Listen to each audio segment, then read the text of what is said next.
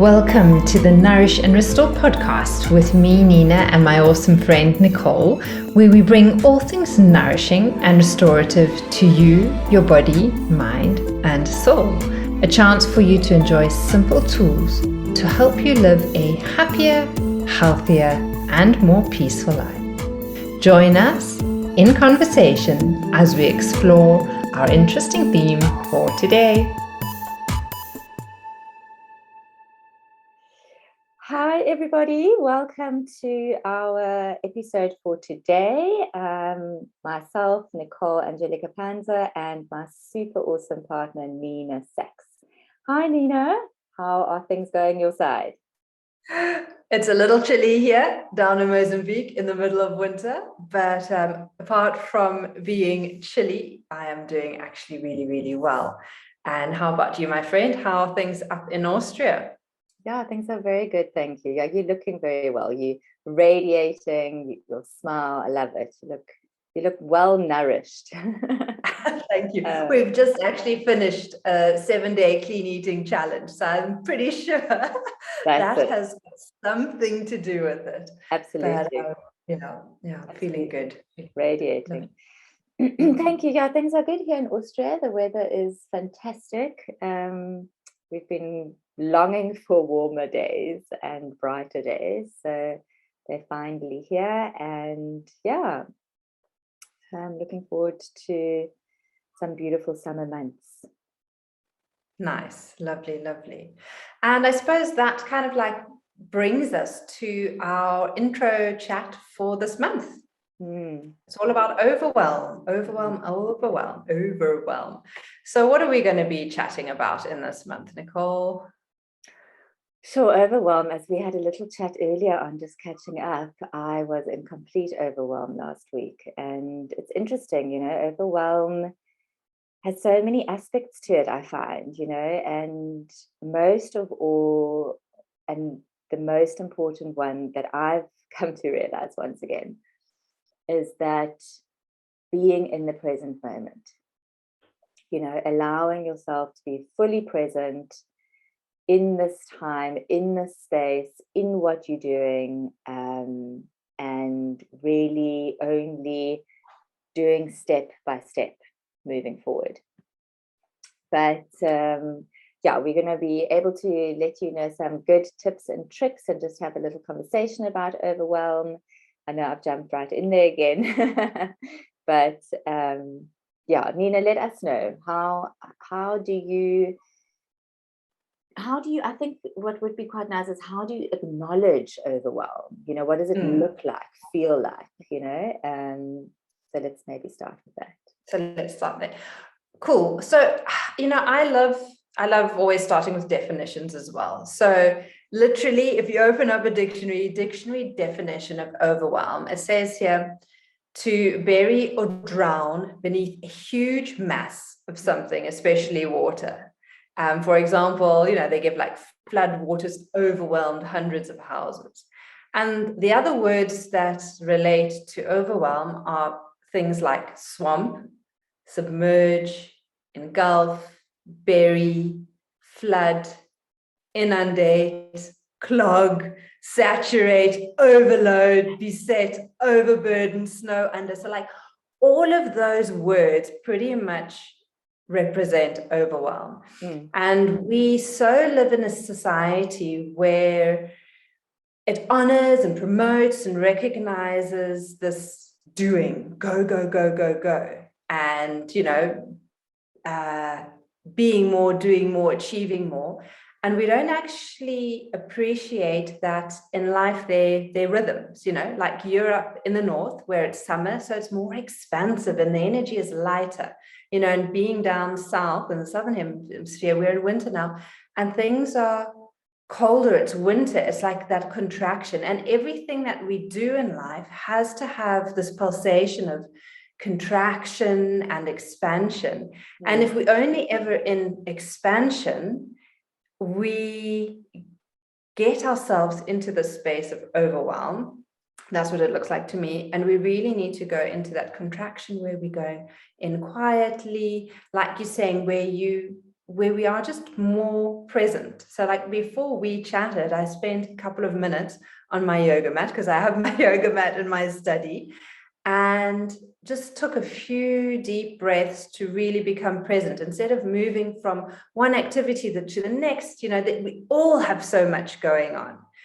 But if we can do, like you're saying, being present, that is a big help. So kind of the definition of all those adjectives of just being totally overwhelmed, submerged with so much, is a good one. And I suppose what it looks like, I got this from the Talkspace blog, and they say that often overwhelm is as uncomfortable as it is uncontrollable. It rears its head as anxiety, anger, or significant irritability and worry. Doubt and helplessness also make their way into a person's normal thought process. Physically, it can manifest when a person lashes out verbally, cries, or has a panic attack. And to me, it's kind of like when there's not enough space in our life and we just keep filling it with food or negative thought patternings or negative behaviors, poor lifestyle choices, and we just kind of like fill, and we don't work with that pulsation of life. We don't work with the rhythm. We just kind of submerge and over bombard ourselves with just too much. So yeah, that's what kind of like overwhelm looks like for me. And we've all done it. We've all been there. Like you were saying last week, that's what you experienced as well. So yeah, that's kind of like how I see it. What about you, Nicole? Yeah, I think overwhelm is a tricky thing, because I feel that it just creeps up on you, it's almost like this little thing that runs behind you, and then all of a sudden it's like, it's there. and you're in that state of complete, like, I don't know how to move forward. It's just, everything's just too much. Life is just too heavy. You can't control what's going on anymore. You've said yes to way too many things, and you actually just can't keep up with yourself, So, I feel that what's quite important to share with our listeners is that overwhelm, to try and catch overwhelm in an early stage of development, it really is something where, you need to, for instance, with me, I have to run a diary, a weekly diary, sorry, in order for me to really check, okay, what am I doing when, what clients, on what days am I seeing what clients, on what days am I teaching classes, what time of the month am I booking in for workshops, and also then scheduling that with my monthly cycle, so that I don't have a workshop on my first or second day and I'm completely out of that. So it's really, I think the most important thing also, it's really taking your life into your own hands. You decide when what is going to happen. Often when we're in a state of, see it especially with my daughter, being at school and being in one of the final classes, only 2 years left, they get given schedules from the school, and this is when they're writing that, and this is when they're doing that, and there's no there's no relation to the outside world. There's no consideration to what's happening within the season, within the time. So it's almost like you have to get things done in the way that they are expected. So that really demands scheduling, so that you really know when do you have to do what, when do you have to hand in what, when is the next exam, or when do I need to be finished with this project, and then everything outside of that can kind of be brought in to balance the situation out. When can I go for a walk or go to the gym? And I find that with us being in a situation of entrepreneurs where we kind of are in charge of our own time, it's a little bit easier to be able to bring balance into that. But it is very important, I feel, to be able to differentiate between the importance of things, right? So from a scale of 1 to 10, how important is what I have in this week that I need to do, you know? So scheduling for me, trying to catch that overwhelm at an early stage of development where maybe you can feel that you're not breathing as deeply. Maybe you feel that your body is contracting a little bit because there's so much to do, and you're not really grounded. So once again, just becoming your own observer, you know, and just really allowing yourself to be present in the moment. Yeah. And that's so true. It's kind of like when we start to get ourselves organized, it can take away a lot of stress. I think what often happens is that when we get our diaries out and put our activities in, we often overschedule ourselves, or we think things take less time than we've actually given them. And then we don't really have calendar integrity. So if you think, you know, your social media posts are going to take you 2 hours for the month to do, and you actually realize, oh, that's not true. You know, it's going to take me at least double that, 4 or 6 hours. So when we have proper calendar integrity and we're honest about how long things take us, or, you know, how long is it going to take to have a lunch break, or that is important, because often we try to stuff so much in to our day that we then also feel a sense of that overwhelm arising, and then we're not being productive. We feel like a failure because we don't achieve what we need to do, and then we go into that whole negative downward spiral. So I think when we can, one, look at our personal rhythm, like you were saying, where are we in our cycle or in our energy levels, and schedule our calendar in line with where we're at and not what society dictates. And then also just really have an honest kind of like conversation with yourself as to how long things take, projects will take. And that can really help with overwhelm, because what happens is that, you know, when we allow that overwhelm to build and build and build, it can cause things like, you know, tension headaches, where we just have this feeling of being constantly frustrated or irritable or annoyed, like the smallest little things annoy us. And, you know, that can then lead to isolation because we don't reach into a community to talk and to chat and express how we feel. You know, then we think we're the only one going through the struggle, and we have that kind of like negative self-talk. And it can also often show as maybe eating more than we normally would, or eating less than we normally would.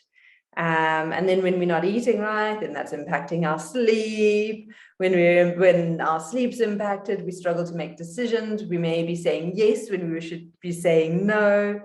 Confusion arises, then we start making mistakes, then we have to spend more time correcting them. I mean, it's just like a snowball effect of things happening, and then that leads to that feeling of anxiety and kind of lack of motivation and no focus. And I mean, we both know we've been there, and we kind of have used our tools of the trade to help us move out of that and catch ourselves, like you were saying, before we head in there too deeply.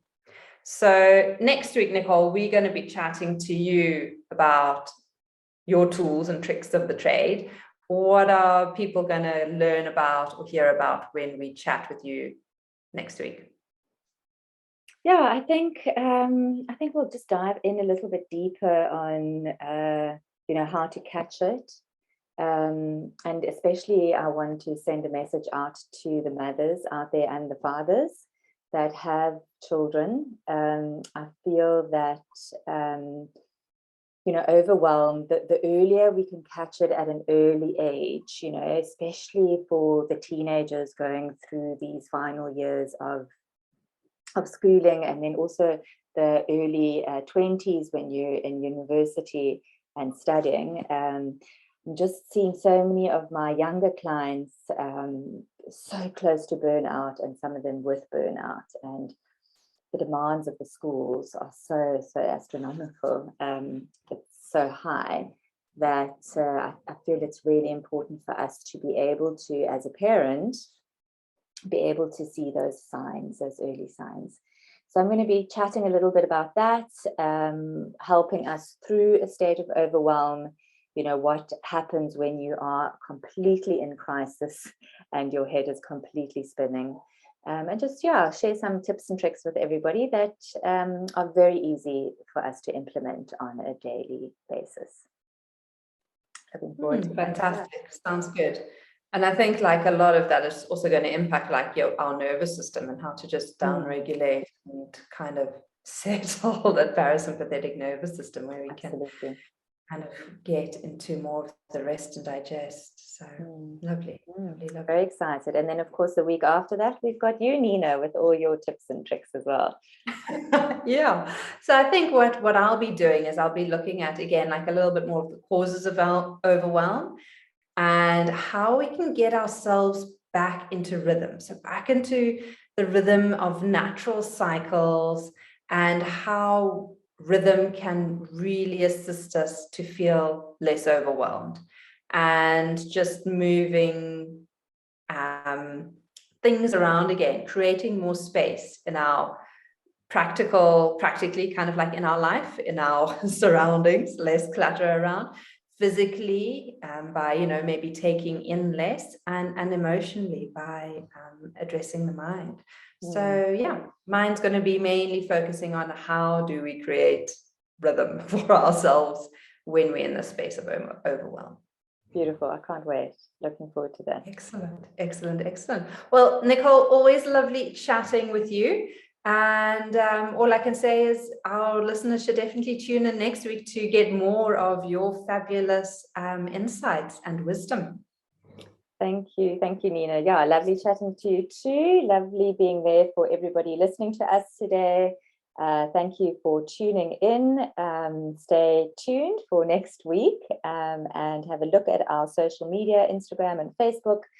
We've always got some tips and tricks and little updates on our personal lives as well, and what we do in our own practices. And of course, as always, we look forward to hearing from you. Fantastic. Namaste, and have a nourishing day. Namaste. Bye. Thank you for listening to our Nourish and Restore podcast today. To find out more about Nourish and Restore, visit our website or Facebook page, nourishandrestore.yoga.